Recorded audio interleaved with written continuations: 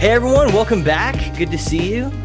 Kevin and I are here doing another, episode of Revisiting the Road to Serfdom, going over F.A. Hayek's seminal work. If you watched our previous episodes, you'll see we're up to chapter 5 is what we're going to cover today. So we've done some on the introduction, which is huge and it's worth getting into. I'm not going to get into it now. But there was just so many releases of the book. We talked about that. And then chapters 1, 2, 3 and 4. And then today we're going to go over just chapter 5. We talked about it. We're like, because in the other episodes, we at least would record doing 2 chapters at a time. And there's just so much in chapter 5 that we're just going to keep it at chapter 5 today. We'll probably end up doing that with 6 as well, but we'll see. But Kevin, for the folks at home, you want to give them an update on, or not an update, but like a summary of what the last, content we covered, whether it's just the last few chapters or whatever, to kind of bring them up to speed a little bit. Sure. So I believe this is chapter 4 we're going to be going into now. Chapter 1 covered all the introduction material. Oh, not chapter 4, episode 4 covering chapter 5. There we go. But episode 1 covered the introductory material. Episode 2 covered chapter 1 and 2. Episode 3, they covered chapter 3 and 4. So chapter 3, titled Individualism and Collectivism, covers how there are some instances in which a central entity like the government can play a role in certain services, but it should never play that role at the expense of competition, or what he calls planning against competition. So the nice thing about Hayek, or you can say it's a nice thing, but he's someone who he says he's not dogmatic in his laissez-faire attitude. He does not believe, he's not the Ayn Randian type of free markets or nothing. It's like, no, the government can play a role in preserving individual liberty, which is really what the free markets are supposed to do. So he recognizes that, and he kind of points that out a little bit in chapter 3, while also saying, all right, when it starts to plan against competition, when it starts to eliminate competition, that is when that central authority has gone too far, and we should look to the free exchange rather than the government to help us out in this particular sector. And then chapter 4 is called The Inevitability of Planning, and that dives into monopolies and how they're almost exclusively created by private business colluding with the government, and how the promise of a planned economy run by experts is one of the quickest ways to go down the road towards tyranny. Yep. I mean, both of those are really illuminating, the left, the modern day left, who is more of what we're going to call the American version of liberalism, which is the complete opposite of the European 19th century version of liberalism, where they try to get away from all forms of coercion by the state, where the American version is the exact opposite, where they want to involve the state in everything. They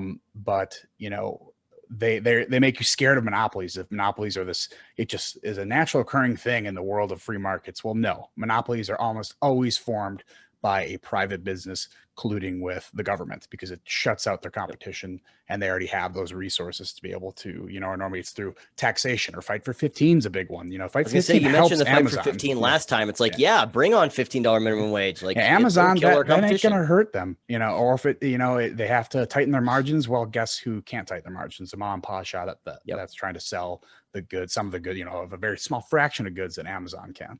And then the other side of it is that planned economy run by experts. I mean, we talked about Dr. Fauci. I think he could even come up today, honestly, because he goes into experts again, and how that kind of single-minded thinking, an expert who's trying to get rid of this pandemic doesn't care that much about the economy or social life or all that stuff, because he's just got this one area of expertise that his plan is to eliminate this one thing, but it's going to be at the expense of all these other things that, are not in his purview. It's something he just cares a lot less about. And that's a great way to go down the road of tyranny. And that's where we're at, chapter 5. Yep. And one thing, I think you mentioned earlier when we were talking that I do agree with, was you said that this chapter almost would, make more sense, a little bit earlier in the book. Say before than chapter it is 3. now. Huh? I think before chapter 3, I think this one, chapter 3 and 4 really went into the economics aspect of it, which is someone who loves economics. I really love that. But I think, this chapter really dives into why this economics part is so important in everything else. Something we're going to get into a little later. It's like, if they control this little chunk of the economy directly, via that direct control, they can indirectly control a whole bunch of different stuff as well. And when we just think economics, people, especially during COVID, they're like, well, is your investments as important as human lives? Well, those things are not indirect. They're not different. They're not different necessarily. People think the economy is just about money. No, economy is about behavior. That is what the study of the economy Quality does, of is study of life, behavior. livelihood. And it's a great way to assess, the health of a country is through its economy and understanding the different behaviors in that economy. Totally. And one thing I think that, for people, listening now, to let you know is that, this is a book. One of the reasons why we're going over this, this thought I just had, but as we're sharing, is that one of the reasons we're going over this is because it's not just because it's a neat book to read, but it's because it has a lot of relevance and speaks into the nature of so many things we're dealing with now, in terms of where we're at with our government, the size of our government, the scope of our government, and like where this government is trying to go. And I'm not saying that, we were some, completely, weren't bogged down with bureaucracies until Joe Biden or whoever's controlling Joe Biden got in office. Not at all. But my point is that this book speaks to a lot of the pathologies within our political system and our social system, or I guess just our, I don't know what you call it, just our society today. And so that's one of the reasons why we're doing just chapter 5, is because chapter 5 has so many pieces that tie directly into what's going on right now. And so we're going to try and really marry these ideas and the problems that Hayek is pointing out and map that onto where we're at now, in terms of the things we're facing.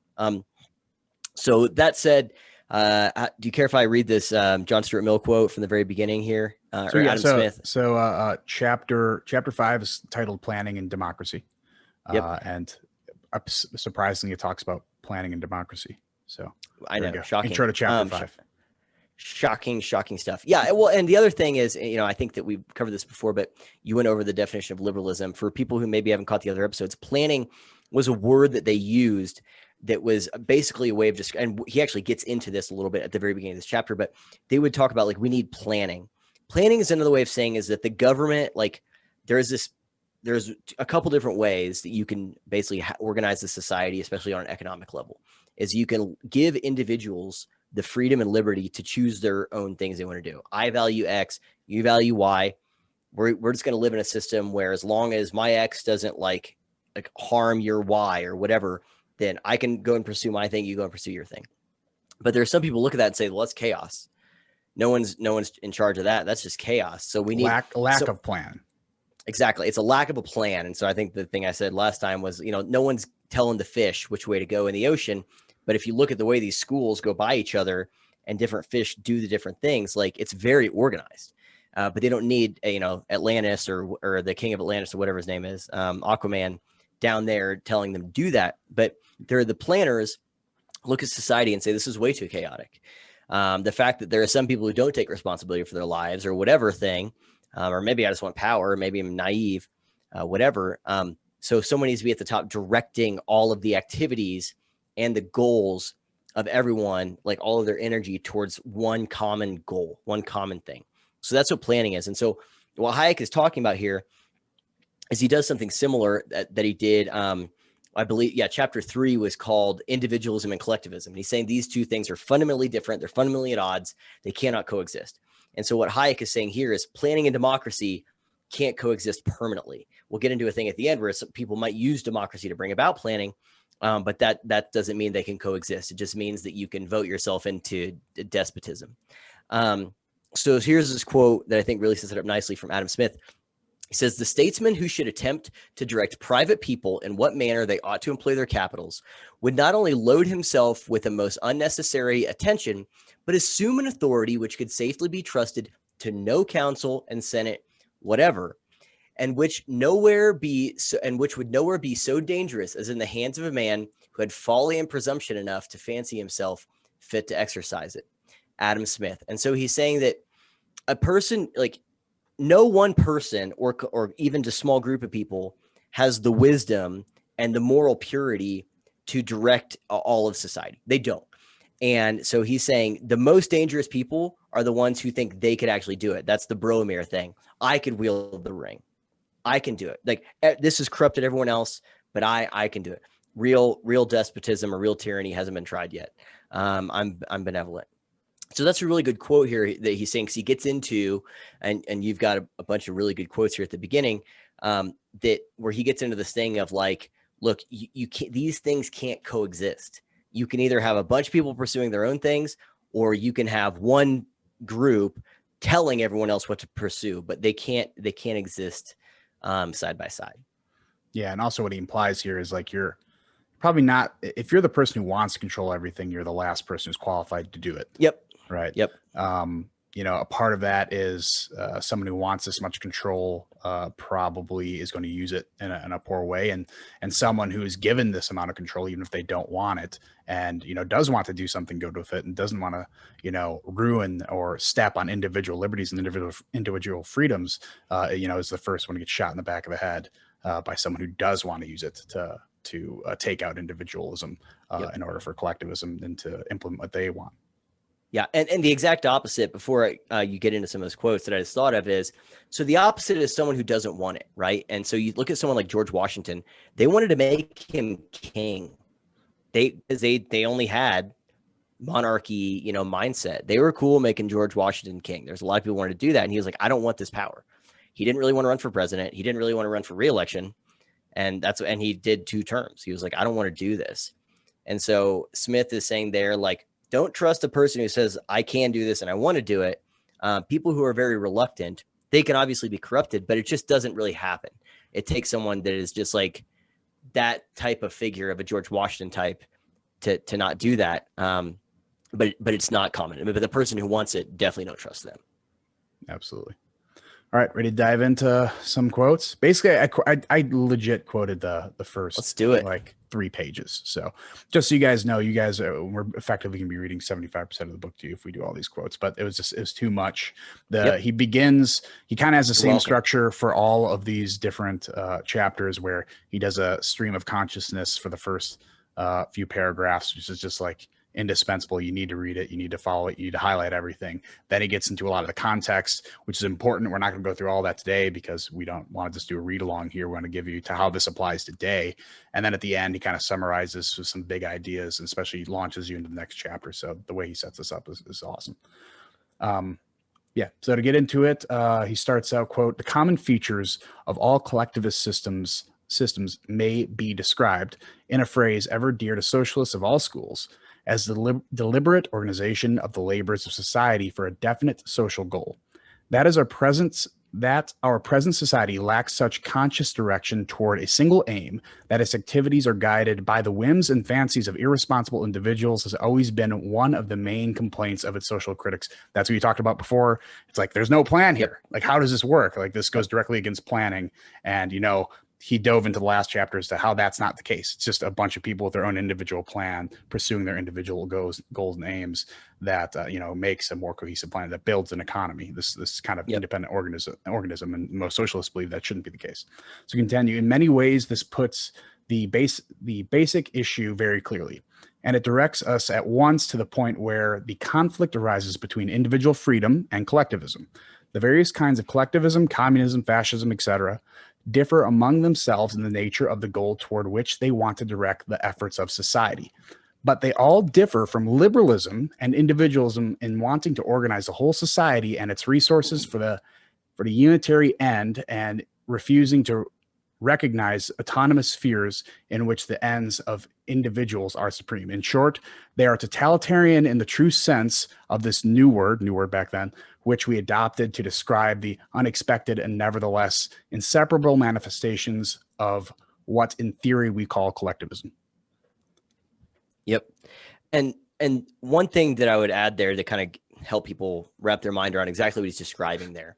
The way I envision this is, so one of the things he discusses in the previous chapter is that collectivism is an ideology that has all these different species, and socialism is one species of collectivism. He says it's probably the most important one. But all of anything that is collectivist, fascist, whatever, Nazism, communism, whatever, these are all collectivists. Anything that's like this is going to have the same, basically the same common features. And so what he's describing here, whenever he says it directs us at once to the point where conflict arises between individual freedom and collectivism. The various kinds of collectivism, communism, fascism, etc., differ between themselves in the nature of the goal towards they want to direct the efforts of society. So the way I visualize this, so there was this movie that I didn't watch it, but the trailer gives the premise pretty well. It's called it was called Mortal Instruments or something like that. It was with Peter Jackson made it where the cities are all moving. Yeah, like I've watched these cities are like on wheels and stuff. Okay, so the point is that he's saying that whenever you have a collectivist ideology like this that is trying to direct society, that you might have, so Nazis are trying to do something different than socialists, right? He's saying their goals are probably different, but the thing that they are constructing to achieve those goals is all the same. You're putting the entire civilization on this giant mobile city and saying, we're going to drive it. Now, Nazis might want to drive it over there. Socialists might want to drive it over here. But either way, you have this one group that is steering all of society and guiding them with their plan. And liberalism, he's saying all of those things are different than liberalism. Liberalism says, I'm not going to tell you where to go. You go where you want to go. I'm not trying to drive the city. I'm not trying to drive your life. I'm just trying to protect the boundaries of the city and make it where you can drive your own life. But he's saying that they will all do the same thing, where they will build a system where everyone has to be coerced. And this is the thing that I really want to get into that he talks about here in a minute, where it's like, you can't do that. You're not going to get consensus. So it's going to require coercion. And so all of these things, socialism, doesn't matter how benevolent, doesn't matter how well-intentioned Bernie Sanders is, he's still building that giant apparatus that someone else can take control of, that's going to require coercion to direct all of our lives. Does that make sense? Yeah, I mean, we talked about this a little bit too in previous chapters, that, socialists hate the communists hate the socialists, but they both really, really hate the liberals. So it's like, yep. I'm a Packer fan. I want my daughter to date another Packer fan, but sometimes she might date a Bears fan. But what's worse than that is if she dated a soccer fan. Like, it's just the worst of all worlds, and it's not compatible, right? So, it's important to understand. I have it on good authority that's I'll say that football is gay. I don't know if you saw that article. Yes, I did. The article about the video. Yes. Sorry. It's also lesbian and all that fun stuff. Yeah, I'm sorry. I didn't mean to interrupt your train of thought. No. If Hayek were around today, I'm sure that'd be a chapter. But yeah, I mean, so the whole point there is that these two claim to hate each other, but they hate you more than they hate each other. So I think it's important to understand how they're related to each other. But to go on to the next quote, it's going to go a bit more into this quote. The social goal or common purpose for which society is to be organized is usually vaguely described as a common good, the general welfare, or the general interest. It does not need much reflection to see that these terms have no sufficiently definite meaning to determine a particular course of action. We see this a lot with how vague some definitions are, right? A hot topic right now is CRT and some of this more diversity training type stuff. It's very vaguely defined, and there's always this gotcha moment when someone rails against CRT and the other person says, well, you don't know how to define it. Well, that's a feature, not a bug, right? You want to remain vague so you can kind of wiggle around and make sure that you can find whatever is most attractive to the person you're trying to convince.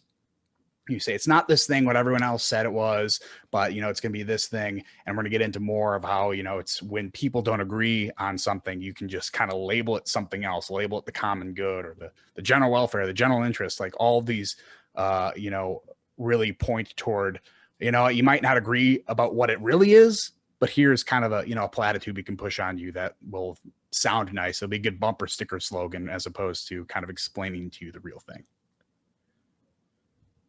Yep. Yeah. If you Google like this policy helps all of us. So I just did that. So you have stuff from the FDA, the EPA, you have stuff on COVID, America's place in the world, the American Jobs Plan, human rights and democracy, stuff about education, stuff about race. And so like what they'll do, and Hayek has this quote later where he says, I probably should have had that right here. Okay. He says the goal of planning will have been described by some such term as common welfare, which only conceals the absence of real agreement on the ends of planning. And so like the point is that they'll use these terms like common good, common welfare, or the greater good, because one, there's no definition there. What the hell does that mean? Right? What if my common good is like, I don't like this other race, I think it's common good to get rid of them. That was certainly Hitler's goal, right? So the common good doesn't mean anything. It's a platitude on its face, but it sounds good. And the other thing, what it makes me think of is like whenever your parents say, just trust me, I know better because I said so, or whatever, like it's for your own good. And maybe that's right, maybe, but sometimes it's just a dismissal to get them to shut up. And I heard this, I was telling you before we started that, so Dave Rubin interviewed Donald Trump the other day, and normally Trump interviews are him kind of saying the same things.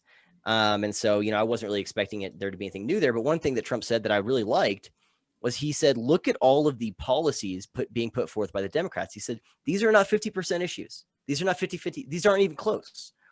And so one of the reasons why they use these vague terms is because they will not get agreement from people otherwise. So it makes it so there's no guardrails on the power they're trying to seek, because what does it even mean? As soon as you give someone total authority to pursue the common good or the common welfare, well, there's no end point to that. It's like they can do whatever they want.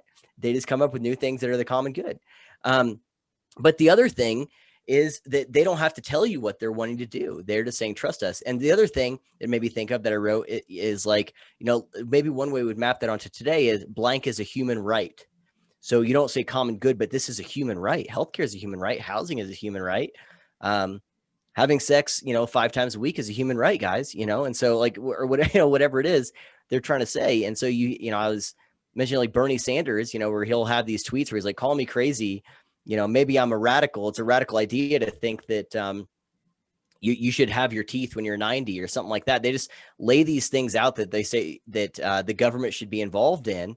And it's like, if people think about the implications of it, no, the government shouldn't be involved in it. But anyway, the point is they'll use these vague terms because it's a good way to get people to agree to stuff that maybe they don't agree with. Who's going to argue with the common good? Who's going to argue with anti-racism? I hate the common good.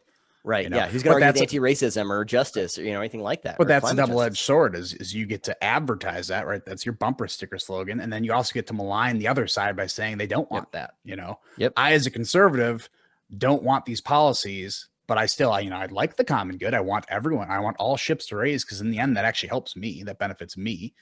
But if I don't agree with their policies, just say, well, no, you just want to benefit the rich or white people or white cis men or something like that. So it's an attack and a defense. There's, and there's probably something to again, kind of deviate to the anarchist I've been listening to lately. There is something to be said to have the stones to say, I don't want the common good. And here's why. I don't know what that means. Your version of that is different than my version of it. So we should not advocate for this, because as far as I know, we haven't polled every single person to ask them. And so for you to say, I'm doing this for the common good, it's like, oh, really? Did you ask everybody? Because you just asked me and I said, I don't agree. So how many other people are there like me? So it doesn't sound like it's how common is it? Like, what are the percentages? And let's say it's 45%. In what world does 45% have the right to declare what's the common good for the other 55%? Or vice versa? What if it's 60%? In what world do they have to declare that for the other 40%? And so, like, I do think there's an argument to be made where it's like, no, I don't think there is a common good. I don't think this is a human right. Who defines what a right is, and who pays for that right? So, I mean, there is something to be said there, but again, like you said, it's a double-edged sword that's used to malign people, and it takes some serious, chutzpah to say, no, I don't want that, because I think it's actually immoral for me to declare that I could even have the knowledge to know what that is. And I don't believe you that you have consensus, because, John Stuart Mill, all but one, maybe everyone else agrees. I don't. So you guys do what you want for your common good, but you're looping me into it. That's the example I give of, like, if you want to piss in your own pool, fine, but stop pissing in my pool with these policies. Yeah. So actually later in this chapter, common good pops up again, but it goes more into what you said. Is it ties it to agreement on large amounts of people, and how they agree that, oh, this general thing must be improved. But once they explain the ends, it's like, oh, no, that's not what I want. And that's what I must force agreement. So actually it pops back in later. But so the next part, he kind of goes on how although these people, these planners want to say, I'm going to improve everyone's lives, it's impossible for a central planner to account for everyone's ends, right? Everyone's main goals in the end. And so, this is where that contradiction lies, and where any form of collectivism needs to move the obstruction of individualism in order to meet its ends. So he dives into that a little bit here. Quote, the welfare and happiness of millions cannot be measured on a single scale of less and more. The welfare of a people, like the happiness of a man, depends on a great many things that can be provided in an infinite variety of combinations. It cannot be adequately expressed as a single end, but only as a hierarchy of ends, a comprehensive scale of values in which every need of every person is given its place. I love the hierarchy of ends. I think that's a brilliant way to put that. To continue to direct all our activities according to a single plan presupposes that every one of our needs is given its rank in an order of values, which must be complete enough to make it possible to decide among all different courses which the planner has to choose. It presupposes, in short, the existence of a complete ethical code in which all different human values are allotted their due place. So, like we said, it presupposes that everyone's value structure is the same. And it gets into this, ethical code idea in a little bit here. But it means a central planner is either assumed to kind of know everyone's goals here, or they are, which in reality, they are projecting their own ends onto everyone else. And that's where the coercion comes in. That's where individualism becomes an obstacle for this collective good, their collective ends. Yeah. So, there's so much there. So one of the things there that is really good is he is saying that, look, if you're going to plan and direct, you have to, in order to do this ethically, right, which we'll get into the fact you can't do it ethically, so you have to do another thing unethically. In order to do that, you have to know the hierarchy of values of every individual person involved and have rank ordered them. And this is...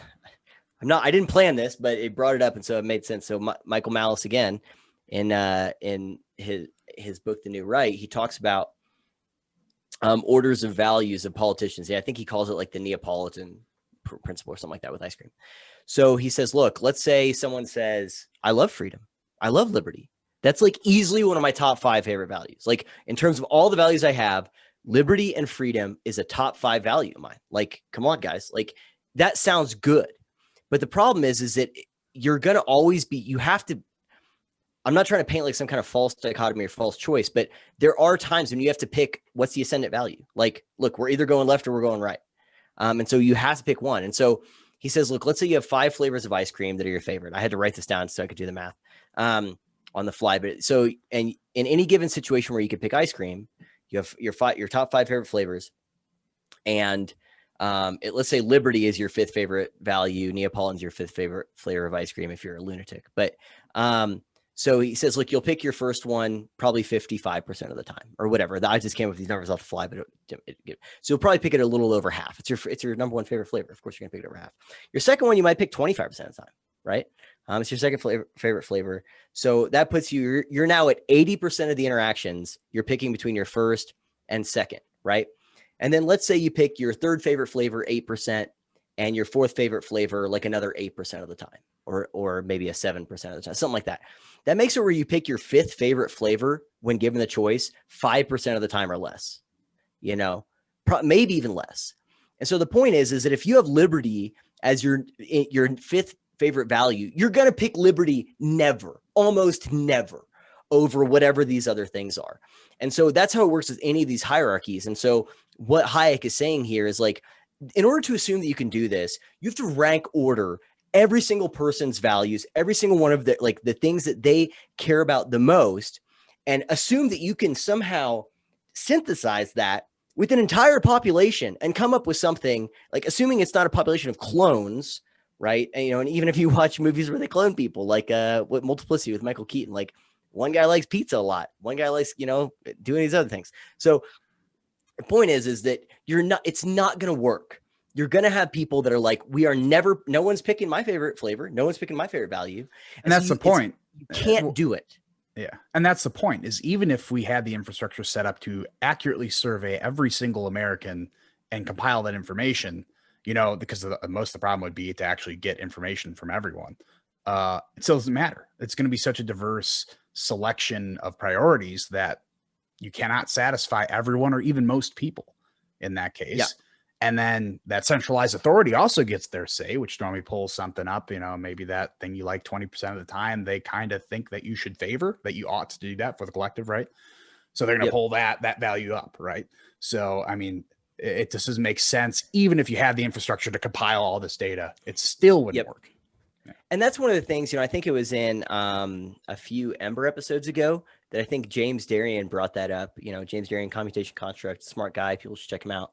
And he brought up about how the more broad, like the more a certain thing is trying to direct, the more people are involved basically in a certain thing, the more vague you have to make it. Like the more specific the goals are, the more likely there people are going to be like, no, like I don't want cheese on that, or whatever.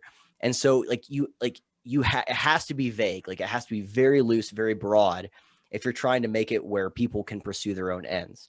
And so you take a country like the United States, 340 million people plus illegal immigrants. So, 400 million. I don't know if it's that many, but anyway, you know what I mean? People have been saying 19 million legal immigrants for like 30 years. I'm like, do we think it's that static? Is it that static? Anyway, but you get my point. Like you have that many people, like you're going to get like 6% of the population, their number one value is something that is bizarre. It makes no sense. Like, have you seen that movie Airheads with like Brendan Fraser and I think Pauly Shore in it? Right. And so they're making their list of demands. They're like, we just came up with a bunch of crazy stuff. Sandler? So maybe, Adam Sandler's in it, like a football helmet filled with cottage cheese, naked pictures of B. Arthur. Like they're coming up with these crazy demands. Like you're going to get people who really believe that. Like, they're like, no, I really want that, And so there is so much diversity, and that's what's beautiful about humanity, but there's so much diversity, and you're going to get a decent chunk of the population that their values are malevolent. They're going to be like, yeah, I don't like Jews, or I don't like Catholics, or I don't like Christian, or whatever. I don't like atheists, if you're Westboro Baptist, I don't like gays. So how do you even do that? How do you incorporate that in there?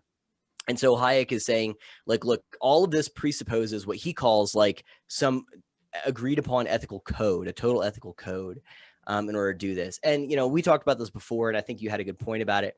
But, I think that we do have an ethical code. We've had that, especially at this time when it was written, and laws are based on ethical codes. The fact that I can't go to your house and go to your front porch and, slaughter your dog, on your front porch, like that's an ethical code that we've agreed upon as a society. And so we do have that, but he's talking about, it seems like what you talked about was like what ought someone be trying to pursue, or what ought someone we share similar ethical codes, but we do it for very different reasons. And that does make sense. And that, I don't think I should go over there and I don't think I should be racist, not because, I think society has, must not be racist. I don't believe I should be racist because we're all made in God's image. That's my brother, I'd be violating God if I were racist. That's why I don't believe it. But other people who are, atheists also believe not be racist, just for different things. So, I do think there's some wiggle room in there. Before I go on, all I was thinking about when you're doing your math on your ice cream thing was the SNL Norm Macdonald pie chart sketch. That I'm not even going to repeat it here, but if you haven't seen that, people just look that up. It's hilarious. I was checking if your numbers are adding up, and I'm going to ask you who's doing the math for you. But for those of you who don't like this joke, it was written by a woman. So do whatever you want with that. So moving on. That's the one you're talking about, right? Yeah. Oh yeah. You'll notice these numbers don't add up to 100. Yeah. So to dive more into the ethical code and kind of talk about what Hayek was talking about here is, quote, the conception of a complete ethical code is unfamiliar and it requires some effort of imagination to see what it involves. We are not in the habit of thinking of moral codes as more or less complete.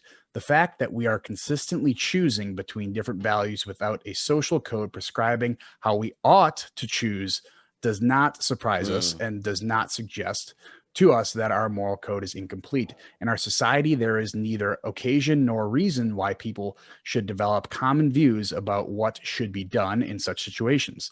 But where all means to be used are the property of society and are to be used in the name of society according to a unitary plan, a social view about what we ought to do, what ought to be done must guide all decisions. In such a world, we should soon find our moral code is full of gaps.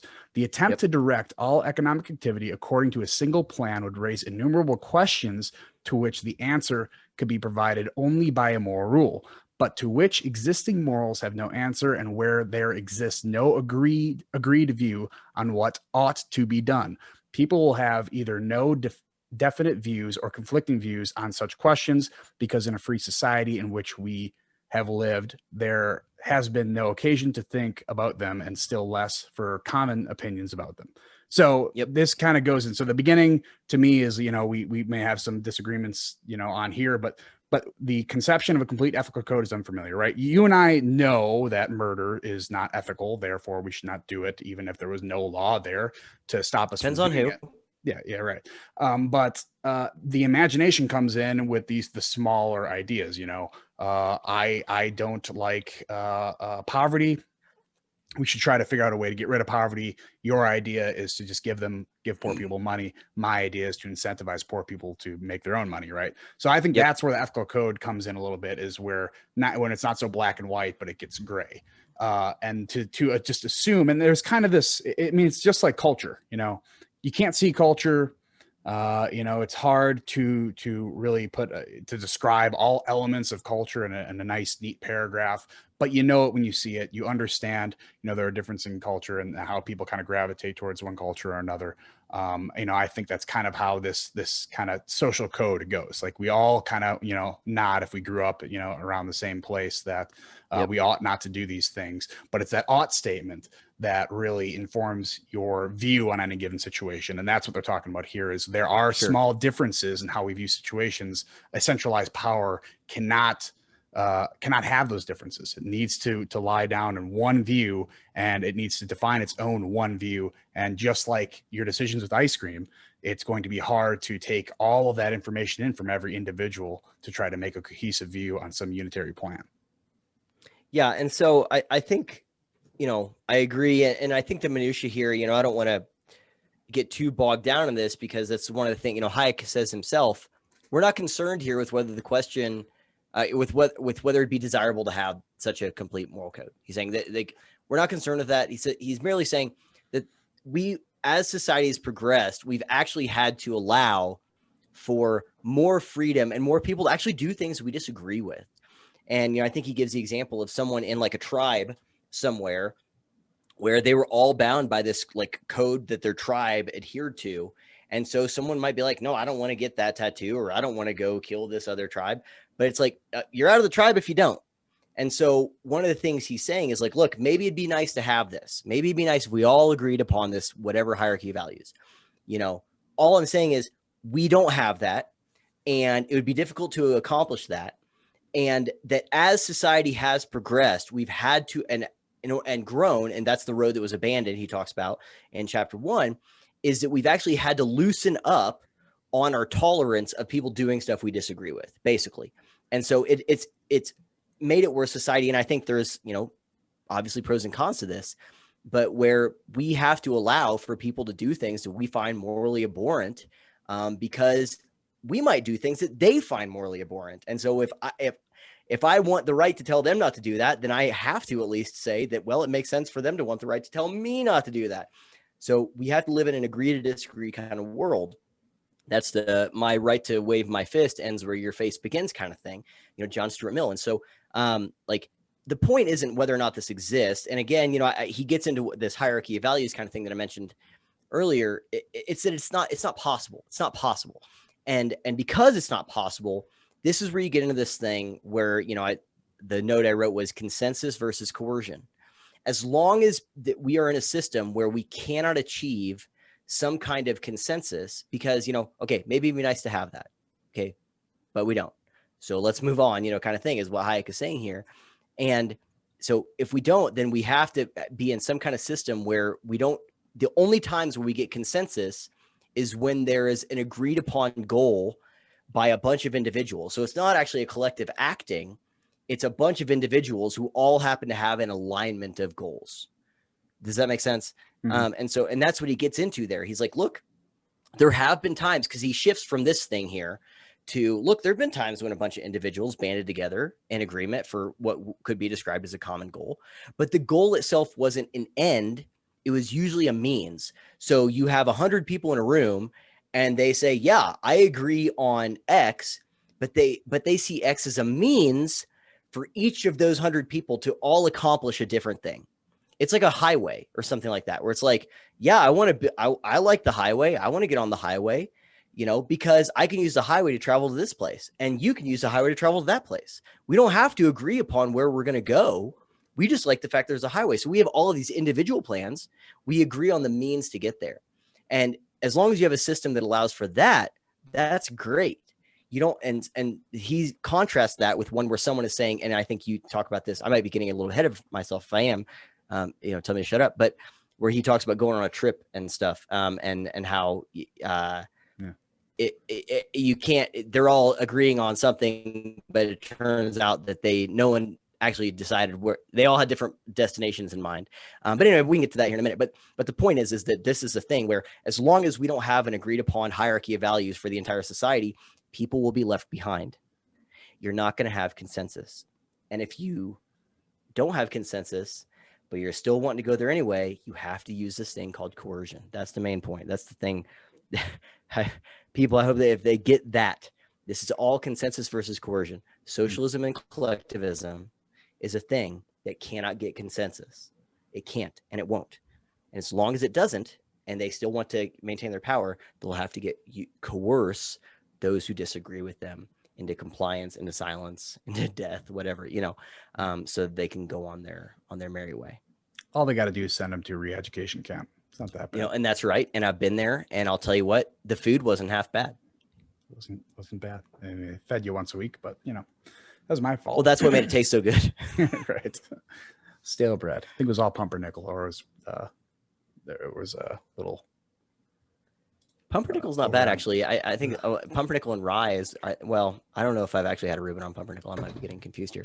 Anyway, I might have skipped way ahead in the notes there. But actually, I want to transition to that next part there, you know? Yeah. No, so you actually hit on something that was pretty good. Your road analogy actually comes into this next paragraph here, but I love the way he uses it here as well. But this is where he gets into the all-inclusive scale of values. So, you have this moral ethical code, which kind of gives you what you ought to do. But then there's also the scale of values in which, we all have different needs, and those needs change. So if you have one central entity determining what are the needs of the people, that kind of builds a scale of values as to what should we prioritize first, just what is going to be the highest priority in general. And even that you cannot properly scale for the whole proportion of the country. It's just impossible to do that. Normally one's got to take precedent. It's normally going to be at the expense of the others. Because like I think we mentioned in the last episode, a true free market economy is not a zero-sum game, but once a central entity takes part of that economy and production is no longer the goal of the economy, producing more value, it becomes a zero-sum game. And that is where you need to build a scale of values in order to prioritize something normally at the expense of another. 100%. So he gets into a quote: "Not only do we not possess such an all-inclusive scale of values, it would be impossible for any mind to comprehend the infinite variety of needs of different people which compete for the available resources and attach a definite weight to each." Talking about scale of values, so they're scaling it. They're adding a weight effectively to all the needs. Definite weight is another way of saying an agreed upon metric. Like, it's definite. Everyone agrees this is the value, and it's this valuable. No one wants it more, no one wants it less. Go on. For sure. For our problem, it is of minor importance whether the ends of which any person cares comprehend only his own individual needs, or whether they include the needs of his closer, even those his more distant fellows. That is, whether he is egotistic or altruistic in the ordinary sense of these words. The point which is so important is the basic fact that it is impossible for any man to survey more than a limited field, to be aware of the urgency of more than a limited number of needs. So it's kind of what we talked about before. It's impossible for one person. I mean, they kind of personify, or even a small group person, and And I mean, that's going to be kind of the democratic socialist talking points. Well, it's not just one person. Yeah. It's a democracy, right? And that's, we're going to get into that Democratic later, is socialism. how We'll get into that is yeah. complete BS. I'm going to go on a freaking tirade on that later. So to continue, whether his interests center around his own physical needs or whether he takes a warm interest in the welfare of every human being he knows, the ends about which he can be concerned will always be only an infinitesimal fraction of of the needs of all men. So again, it doesn't matter how good of heart you are. It doesn't matter if Mother Teresa herself is running this thing. It's impossible to account for all of those needs. This is a fundamental fact on which the whole philosophy of individualism is based. It does not assume, as is often asserted, that man is egotistic or selfish or ought to be. And I think some Ayn Randians might have some contradictions there, but it merely starts from the indisputable fact that the limits of our powers of imagination make it possible to include in our scale of values more than a sector of the needs of the whole society, and that since, strictly speaking, scales of value can exist only in individual minds, nothing but particular scales of values exist, scales which are inevitably different and often inconsistent with each other. It's kind of what we talked about again last episode, where a free market is so useful not only because of its efficiency and effectiveness, but also it's the only way to order all of these different needs without coercion, right? It is all of these different inputs that no government, no central body can possibly take in, but we can do via free exchange without a centralized power governing. So to finish this quote, from this, the individualist concludes that individuals should be allowed within defined limits to follow their own values and preferences rather than somebody else's, that within these spheres of individual systems of ends should be supreme and not subject to any dictation by others. It is this recognition of the individual that is the ultimate judge of his ends. The belief that as far as possible his own views ought to govern his actions, that forms the essence of the individualist position. So yeah, right there is just, I mean, he needs to define this individualist position. He's defined the individualist ethic in order to contrast it to what would have to be collectivism, what would have to go into this scale of values that is incompatible with all of these individuals with their own values and their own added weights to these values. Yep. And I think one of the things he says there that's so important, and actually back up, one of the things you said there that was so important is that it's the reference to the last episode where it's like the free market is what makes it to where we don't need a plan. You have your plan. I have my plan. And we can do whatever we want. And that's what Hayek references, is that the liberal, in the good sense, not in the American sense, their job is like a gardener, tending a gardener, a farmer. It's like you're only trying to maintain the ecosystem in which things can thrive. You're not trying to tell the plant grow this way or whatever thing. You're just trying to cultivate the soil, maintain the ecosystem. You know, one of the thoughts I had was you can find all of these different things where it'll be like your favorite Thanksgiving sides by state. You know, which states chose green bean, or, you know, we got what's this one? Okay, we got cream corn in Kansas. That sounds right. Corn in Iowa, you know, brown gravy in Wyoming, you know, Colorado, mashed potatoes, and all this other stuff. And so it's Miller Lite in Wisconsin. I was going to say in Wisconsin, it looks like it's cat turds, you know? And so like whatever you're into, you can do. And so like, that's the point. That's what a free market is you can have all these states, right? And so let's say they represent a conglomerate of individuals. They can bring whatever they want to Thanksgiving, and you're going to have these disparate that right there shows the disparate values, you know? And actually the first one that came to my mind, I'm like, okay, I don't want to use this example, but I'll still tell you guys because it's funny, is there's a Reddit page called Data is Beautiful. And they have a thing like that where it's like porn searches by state. And you see which this is some dark stuff on there, literally and figuratively. But it's, you know, and so you see where the values by in different state of what those people are into or whatever changes, but that's what the free market represents. And I know you're looking about Googling it right now, Kevin, don't do it. But anyway, I'm deleting my search history, so don't show up. Oh, got it. Anyway, and so the point, but you got vaccinated, so Google already has access to it because of the microchips. I'm kidding. NSA. 80% kidding. So anyway, but the point is that's the free market. The free market is you can bring whatever side you want, or you can do all these other things. You just create a system where people can pick the thing that they want. And I was listening to a thing, James Lindsay was talking about what the opposite of that is. And he talked about how in the Soviet Union, there was only three hats, because there's no innovation.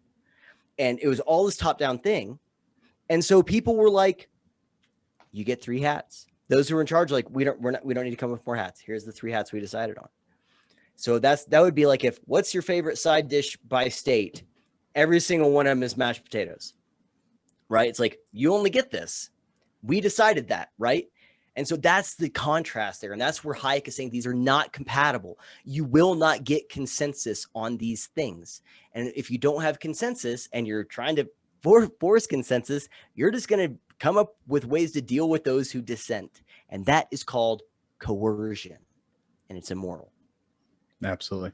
And, I guess moving on to this next section, I really like what this next section brings up, because it brings up, one of like the main talking points of collectivists against, the people who advocate against it is, every single time, and Hayek was actually accused of this in a lot of the American criticism, is every single time you say centralized planning is wrong, you're accused of saying, okay, every type of planning is socialism, right? Every type of planning is communism. And the right falls into this a lot. They refer everything is socialism. They can just say, well, this is just a meaningless word, kind of how the left uses racist, that turns into a meaningless word. But this kind of disarms them by saying, like, they're the crazy conspiracy theorists who think everything is socialism. Like, we don't want full control. We just need to help people in the small sector. And, it won't be any big deal. We get to keep your free markets. You get to keep all your fun little toys you get, from free enterprise, from your capitalist system. But there is a way for them to take control of a very small element that indirectly controls everything else. And this is kind of what he elaborates on here. And he uses a good example of Germany. So, quote, we can rely on voluntary agreement to guide the action of the state only so long as it is confined in spheres where agreement exists. Also where he starts to bring up agreement, which is a huge theme for the rest of this chapter. Oh, yeah. But not only when the state undertakes direct control in fields where there is no such agreement is bound to suppress individual freedom. We can unfortunately not indefinitely extend the sphere of common action and still leave the individual free in his own sphere. Once the communal sector, in which the state controls all the means, exceeds a certain proportion of the whole, the effects of its actions dominate the whole system. Although the state controls directly the use of only a large part of the available resources, the effects of its decisions on the remaining part of the economic system become so great that indirectly it controls almost everything. So that's the part we're talking about. Only this small little bit of control in the small sector, or he calls it, a large proportion of a small sector can control everything in there. So he uses the example here, whereas was, for example, true in Germany as early as 1928, the central and local authorities directly controlled the use of more than half the national income. This is according to a German estimate that 53% of the national income they controlled. They indirectly control the whole economic life of the nation. If you control 53%, you indirectly control everything else as well. There is then scarcely an individual end which is not dependent for its achievement on the action of the state and the social scale of values which guides the state's action must embrace practically all individual ends. So this is the part where it doesn't take full control of the means of production in order to build a planned economy. It only takes direct control of a large enough proportion of the economic resource to indirectly control the whole economy. Once this form of indirect control is established, individuals become subservient to the state as the social scale of values tips toward the state participation in all private, economic, and even social matters. Yep. And I think you had some good examples there, of that. But before we get to that, it's kind of one of those things where if you have a company that is, we're going to get into my percentages again. This joke was written. So where if you have someone who, let's say I control 30% of a company and the next highest shareholder has 2%, right? I don't control the majority, but that all of the rest of those people are going to have to be in unanimous agreement to oppose me on certain things. And so when he gives the example of Germany controlling, what was it, 53% of the economy, something like that. Like if you control that much, everyone's going to have to run stuff by you, right? Like you've got your fingers in all the pots. And so you don't have to control everything in order to influence everything, in order to be the gatekeeper of policy on everything, right? I mean, if you look at government spending, I probably should have Googled this while you're talking instead of just like thinking about it out loud right now, but what is the US government spending in terms of GDP? US government spending as percent GDP. I'm not going to use COVID, so we're going to go let's do 2019.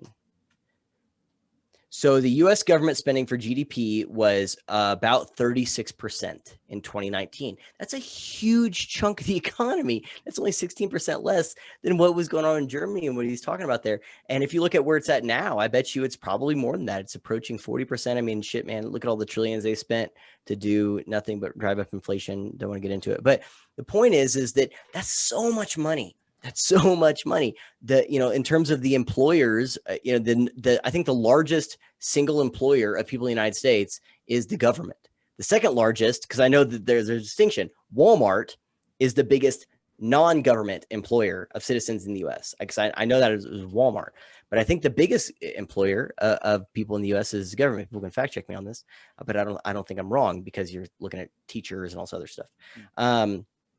And so that's huge. That's the point that he's making there, is they don't have to control everything.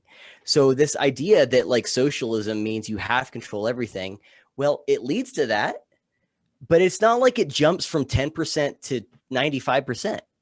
It incrementally goes up. And if you looked at that same GDP chart over the years, my guess is you'd see it doing this. You'd see it doing this. And so it's an incremental thing, which again goes back to the thing. I've been every single episode, and I know this will be the thing. I fight to go to like the conclusion about incrementalism. But that's the point of what is happening here, is that it happens incrementally. So anyway. Yeah. I mean, when we talk about, there's this common, they always want, when I say they, I mean leftists, they always want to claim that, communism and the Soviet Union is bad-ish. But, Germany was practicing, a right-wing ideology. It wasn't socialism. It's like, okay, does 53% of the national income not seem like socialism when they control that? Also, when it comes to like, we see this expansion of direct control economically in the United States via the Federal Reserve and student loans. They control so much. I mean, almost every single person, around in our generation's got a job is controlled somewhat by student loans. Federal student loans more specifically, but also there's social controls in fields where there's divided agreements. Like a big one, I think, of gun control, and they go back to Germany and their claim, the right wing claim in America right now is look who implemented gun control. Like Germany implemented gun control, and the refute that I keep hearing, especially among people like on YouTube, which I think is hilarious, is they didn't implement full gun control. They just took it away from the Jews. And I'm like, oh, okay, well that makes sense. I guess that's not any sort of gun control we should recognize. That's fine. Yeah, right. That didn't. And what was the group they targeted again? Yeah, I don't know. I think German African Americans, is that a thing? I don't know. That's right. Yeah, there's like millions of them. Yeah, African Americans. Yeah, but my point is that you see this type of social control in small areas where there's no agreement. Gun control is one of them. There's not a huge consensus on gun control, even though a lot of media outlets want to say there is.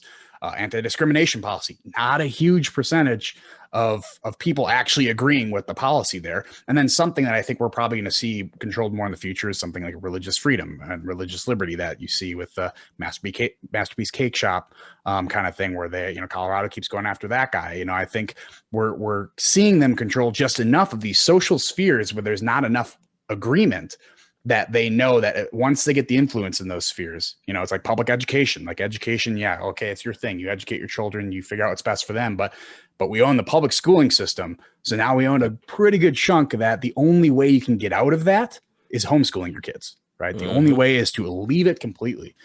So, this idea of or the rebuttal of saying we don't want full control of the means of production. We just want, enough of it that we can control what we don't control. Right. That's kind of the line there.